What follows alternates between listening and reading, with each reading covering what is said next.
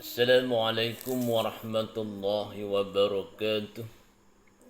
Alhamdulillahi rabbil alamin. Wassalatu wassalam ala sayyidina Muhammad wa ala alihi wa sahbihi ajma'in. Rabbi syrah li sadri wa yassir li amri wahlul 'uqdatam min lisani yafqahu qawli. وسدد لساني واهد قلبي بحق سيدنا محمد صلى الله عليه وسلم. قال الشيخ المؤلف رحمه الله تعالى ونفعنا بقلوبه وبركاته في الدنيا والآخرة آمين يا رب العالمين. ولا حول ولا قوة إلا بالله العلي العظيم. ولا حول ولا قوة إلا بالله العلي العظيم. ولا حول ولا قوة إلا بالله العلي العظيم. Jadi kita sambung lagi sedikit keterangan ataupun huraian berkenaan dengan basmalah, yakni lafaz Bismillahirrahmanirrahim. Sebelum ininya kita telah kongsikan lafaz Allah, yang mana lafaz Allah ini ialah satu lafaz yang khas pada makna, khas pada lafaz dan khas pada makna. Maksud khas pada lafaz, yakni lafaz Allah haram kita menamakan bagi zat-zat yang lain selain daripada zat Allah Ta'ala.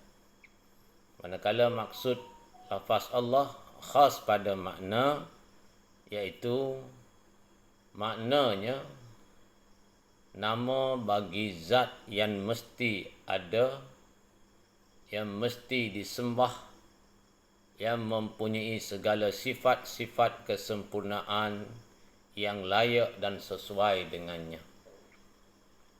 Jadi malam ni insya-Allah kita akan sambung lagi lafaz yang seterusnya dalam kalimah Bismillahirrahmanirrahim, iaitu lafaz Ar-Rahman, yang merupakan salah satu daripada 99 nama Allah Ta'ala.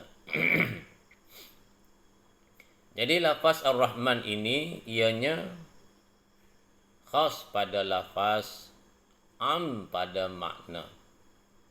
Maksudnya lafaz Ar-Rahman ini khas pada lafaz, iaitu semata-mata lafaz Ar-Rahman haram kita menamakan zat yang lain selain daripada zat Allah Ta'ala. Jadi lafaz Ar-Rahman ini khusus sahaja boleh dinamakan kepada zat Allah Ta'ala sahaja. Tak boleh dinamakan bagi zat-zat yang lain selain daripada zat Allah Ta'ala. Itu makna lafaz Ar-Rahman khas pada lafaz. Manakala am pada makna, yakni makna lafaz Ar-Rahman itu kalau diterjemahkan ke dalam bahasa baru ataupun bahasa terjemahan moden, kebanyakan guru-guru, tuan-tuan guru kita menterjemahkan dengan makna yang amat pemurah.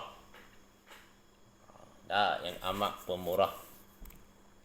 Namun perkataan amat pemurah ini adalah suatu perkataan yang boleh membawa tashbih, yakni menyerupakan Allah Ta'ala dengan makhluk.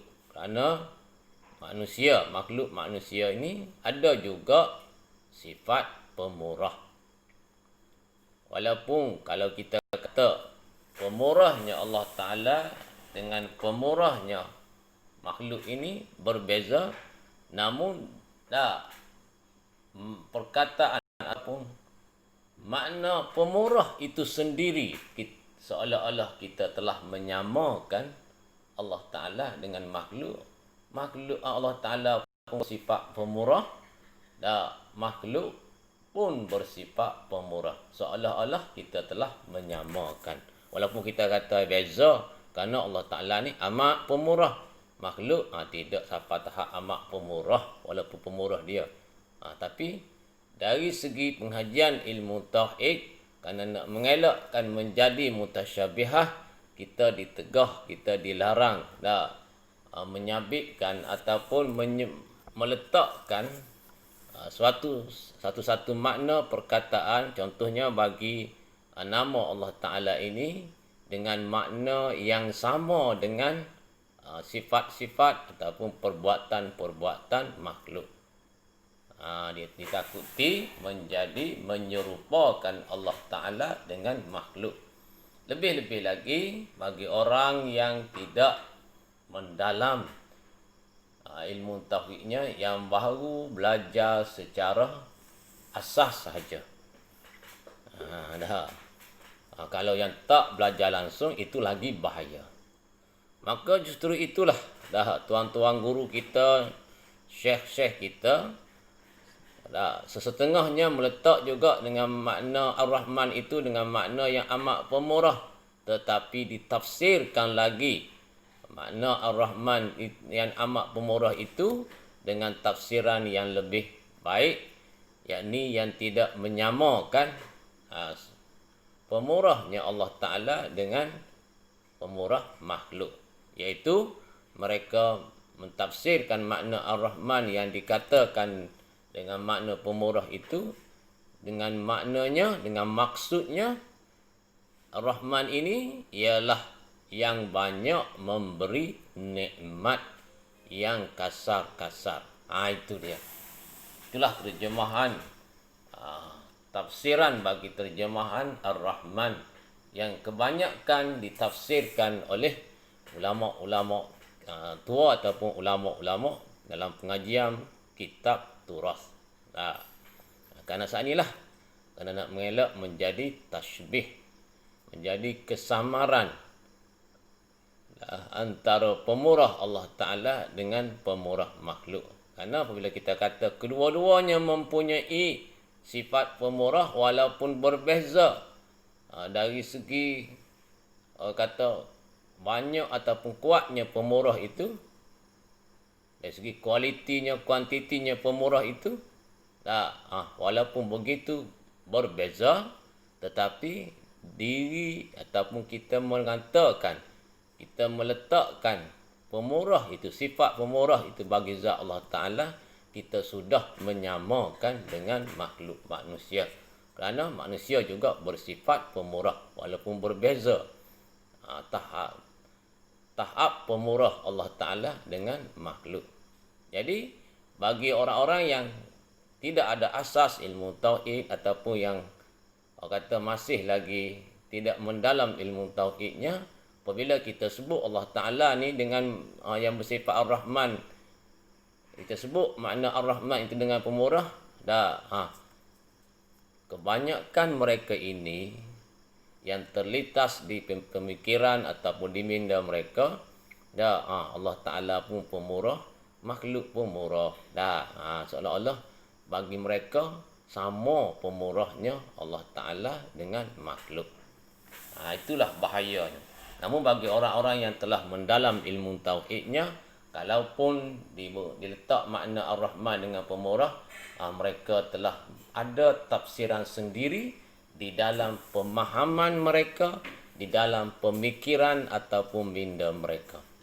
Maka jauh sikitlah nak menjadi pahaman mutasyabihah.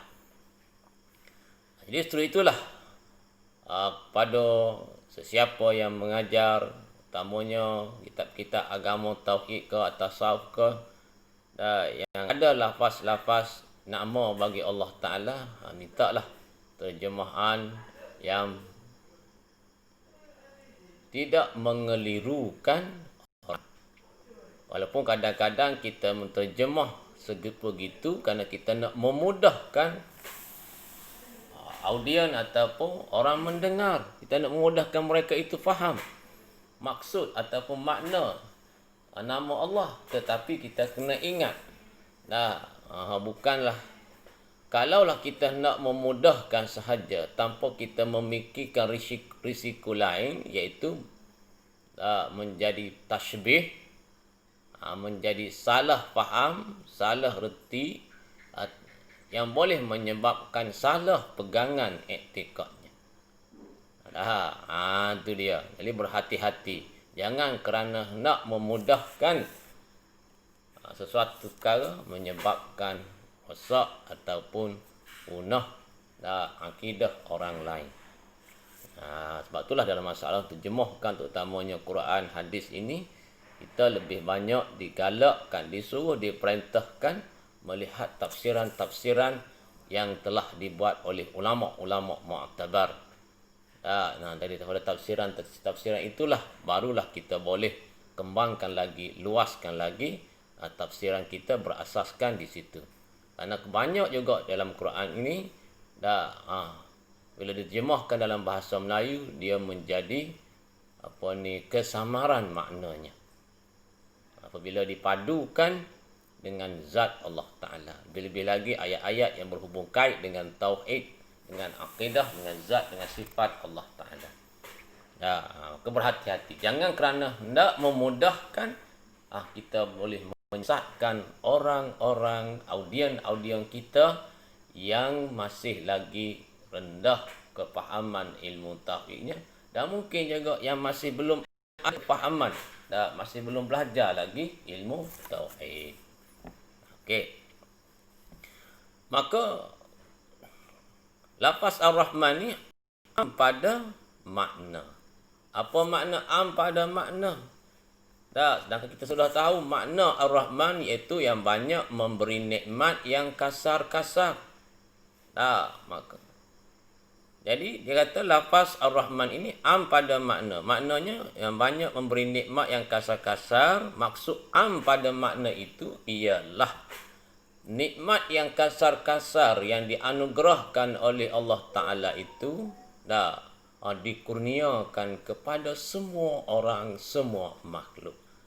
Sama ada orang yang yang taat kepadanya, ataupun orang yang derhaka kepada Allah, ataupun orang yang tidak beriman dengan Allah, dan yang beriman dengan Allah, ataupun orang yang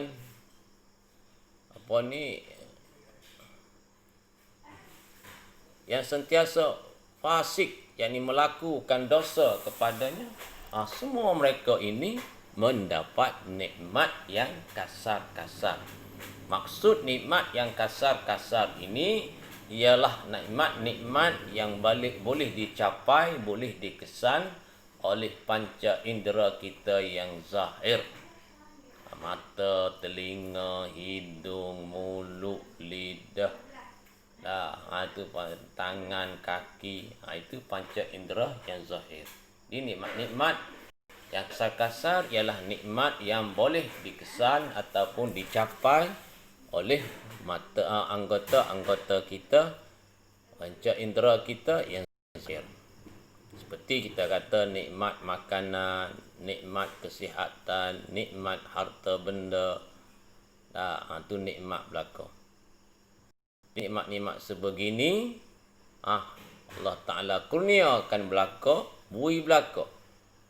Orang yang non-Muslim ataupun orang Muslim, orang yang derhaka, yang asi ataupun orang yang taat, semuanya dapat nikmat-nikmat yang kasar ini. Itu dia. Maka dipaham daripada sinilah bahawasanya apabila ditanya orang, kenapakah manusia yang tidak beriman, kenapakah manusia yang derhaka kepada Allah mendapat nikmat sama dengan orang beriman, sama dengan orang taat kepada Allah, bahkan sesetengahnya lebih lagi mereka ini daripada lebih lagi mereka ini mendapat nikmat kalau dibandingkan dengan orang-orang yang beriman, orang-orang yang taat kepada Allah. Kenapa begitu? Jawapannya kerana Allah Ta'ala bersifat Ar-Rahman. Orang semaya kadang-kadang tak berapa senang, tak berapa kaya lah mana. Tapi orang tak rajin semaya, orang hidup senang, leneh, harta banyak. Bapa tu? Kenapa tu? Kerana Allah Ta'ala ini bersifat dengan Ar-Rahman, yakni yang banyak memberi nikmat yang kasar-kasar. Itu makna Ar-Rahman.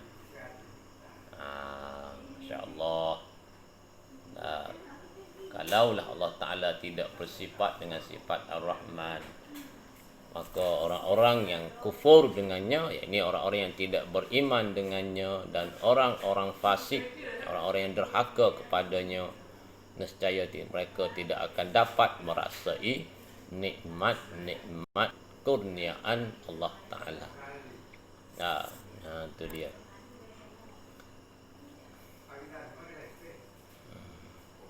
Sesetengah ahli sufi memberi definisi nikmat ini ialah sesuatu perkara, suatu benda yang boleh memberi manfaat dan tidak mendatangkan mudarat kepada kita. Itu dia. Itu hakikat nikmat yang sebenar yang disebut oleh ahli sufi. Itu dari di sisi ulama sufi, ulama tasawuf. Itu dia. Okey. Selesai situ. Jadi itulah maksud makna yang dikehendaki kena bagi lafaz Ar-Rahman. Yakni maksudnya yang banyak memberi nikmat yang kasar-kasar. Jangan kita heran, jangan kita rasa pelik. Walaupun orang-orang yang derhaka kepada Allah Ta'ala mendapat nikmat sama dengan kita, ataupun mungkin lagi lebih daripada kita. Dan nikmat yang diberi dengan sifat dengan Rahman Allah Ta'ala ini hanyalah nikmat ininya dirasa di atas dunia.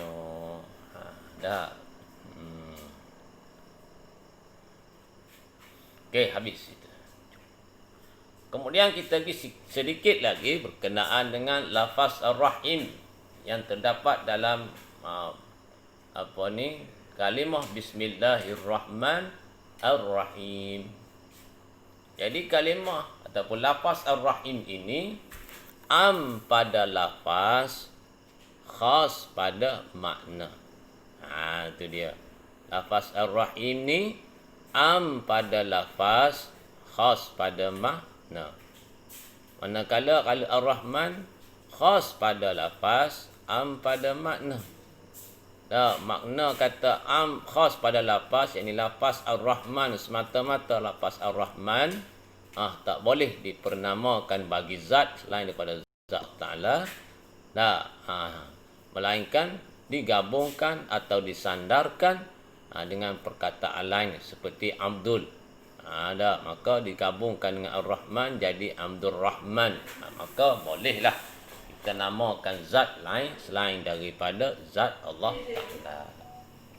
Jadi lafaz Ar-Rahim pula dia pada lafaz, khas pada makna. Apa maksud pada lafaz, khas pada makna? Yakni lafaz Ar-Rahim ini boleh kita namakan zat yang selain daripada zat Allah Ta'ala tanpa kita gabungkan dengan perkataan lain. Semata-mata tak gabung dengan Abdul pun tak apa.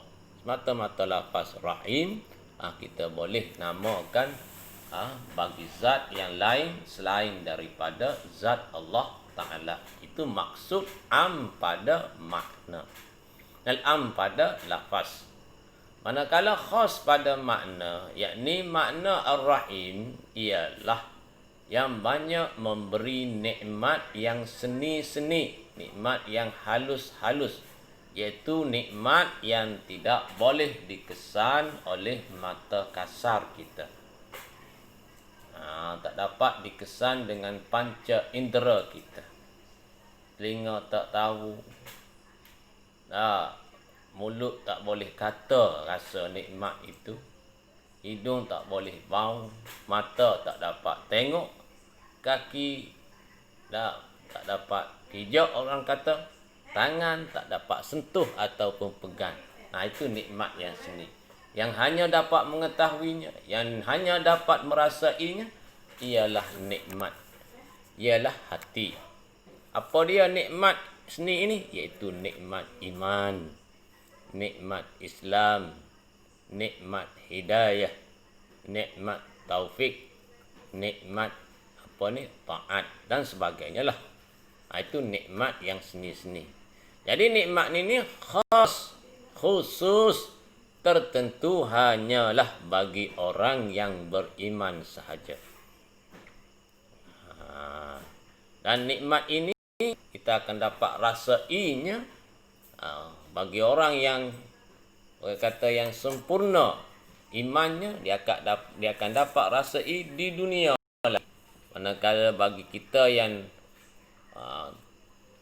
imannya masih belum sempurna, masih belum tinggi, nikmat ini yang diberi, yang dikurnia dengan sifat Ar-Rahim ini akan dapat rasanya di akhirat kelak. Itu dia Ar-Rahim. Pada lafaz, khas pada makna.